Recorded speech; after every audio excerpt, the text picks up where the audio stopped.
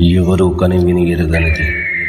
ఎన్నో యుగాలు, ఎన్నెన్నో శతాబ్దాలు గడిచాయి. కానీ ఎవరికీ అంతు చిక్కని రహస్యం ఇది. విష్ణు చక్రం, పరమవీర చక్రం ఎలా పుట్టింది, ఎలా మాయమైంది అని అడిగితే ఎవరికి వారు చెప్పే కొన్ని కథలు ఉన్నాయి. నిజానికి దాని గురించి పూర్తి వివరణ ఎవ్వరికీ తెలియదు. అలాంటి శక్తి అది. అలాంటి చక్రం గురించి ఎంతోమంది శాస్త్రవేత్తలు, ఎంతోమంది అనుభవజ్ఞులు ప్రయత్నించి పోరాడి ఓడిపోయారు. సాక్షాత్తు ఆ పరమ విష్ణువుకి పరమదూతైన ఆ సుదర్శన చక్రాన్ని పొందాలంటే ఆ పరమ విష్ణు అనుగ్రహం ఉండాలి.